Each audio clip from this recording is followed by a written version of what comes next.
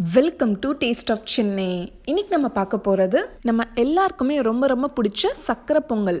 பொங்கல் எல்லாருக்குமே செய்ய தெரியும், பட் அது எப்படி பக்குவமாக கரெக்ட் மெஷர்மெண்ட்ஸோட ரொம்ப ரொம்ப சுவையாக எப்படி செய்கிறதா இன்றைக்கி பார்க்க போகிறோம். இப்போ வாங்க ஸ்டார்ட் பண்ணலாம். 1 கப் பச்சரிசி எடுத்திருக்கேன், அதோட 1/2 கப் பாசிப்பருப்பு. இதை தண்ணியில் நல்லா அலசிக்கோங்க. அரிசியும் பருப்பும் சேர்ந்து 1.5 கப் மாதிரி இருக்குது. இப்போ இதை வேக வைக்கிறதுக்காக 4 கப் தண்ணியும் 1 கப் பால் சேர்த்துக்கோங்க. நீங்கள் எந்த கப்பால் அரிசி மெஷர் பண்ணிங்களோ அதே கப்பால் தான் தண்ணியும் மெஷர் பண்ணி ஊற்றணும். 1 டேபிள் ஸ்பூன் நெய்யும் ஊற்றிக்கோங்க. இப்போது குக்கரை க்ளோஸ் பண்ணிவிட்டு ஒரு 5 விசிலுக்கு நல்லா வேக விடலாம். பருப்பு வேகிற டைமில் இப்போ நம்ம வெல்லம் காய்ச்சிக்கலாம். வெல்லம் பாகுக்காக நான் எந்த அளவு அரிசியும் பருப்பு எடுத்தனோ அதே 1.5 கப் அளவுக்கு வெல்லம் எடுத்திருக்கேன். இது ஸ்வீட் கரெக்டாக இருக்கும்.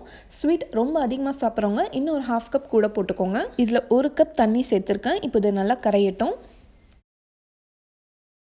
இப்போது வெல்லம் நல்லா கரைஞ்சிருச்சு. இப்போது இன்னொரு பேனில் இதை வடிகட்டிக்கலாம். தூசி மண் எதுவாக இருந்தாலும் வந்துடும்.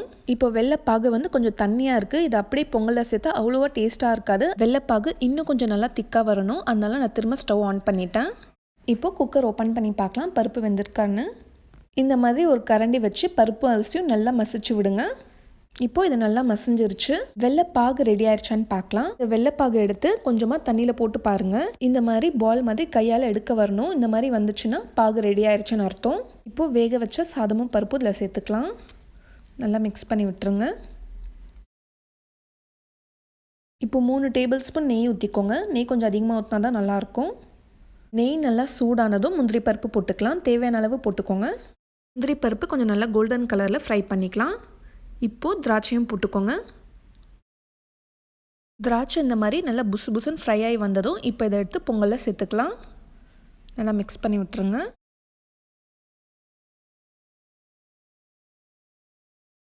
ஏலக்காய் தூள் ஒரு 1/2 டீஸ்பூன் சேர்க்குறேன். அதுக்கப்புறம் ஒரு பிஞ்ச் உப்பு. அவ்வளோதான். மிக்ஸ் பண்ணி விட்டுட்டு சுவிட்ச் ஆஃப் பண்ணிடுங்க. இப்போ ரொம்ப ரொம்ப சுவையான சக்கரை பொங்கல் ரெடி ஆகிடுச்சு. பார்க்கவே எவ்வளோ எம்மியாக இருக்குல்ல, அதே மாதிரி டேஸ்ட்டும் ரொம்ப எம்மியாக இருந்துச்சு. ப்ரெஷர் குக்கர் யூஸ் பண்ணி ரொம்ப ஈஸியாகவும் ரொம்ப டேஸ்ட்டாகவும் பண்ணியிருக்கோம். பிகினர்ஸ்க்குலாம் ரொம்ப யூஸ்ஃபுல்லாக இருக்கும்னு நினைக்கிறேன். இந்த வீடியோ உங்களுக்கு பிடிச்சிருந்தா லைக் பண்ணிவிட்டு உங்களோட ஃப்ரெண்ட்ஸ் அண்ட் ஃபேமிலிக்கெலாம் ஷேர் பண்ணிக்கோங்க. இந்த மாதிரி இன்ட்ரெஸ்டிங் ரெசிபீஸ்க்கு நம்ம சேனல் டேஸ்ட் ஆஃப் சென்னையை மறக்காமல் சப்ஸ்கிரைப் பண்ணுங்கள். நாளைக்கும் இதே மாதிரி வேறொரு சூப்பரான ரெசிபியில் சந்திக்கிறேன். தேங்க்யூ ஸோ மச் ஃபார் வாட்சிங்.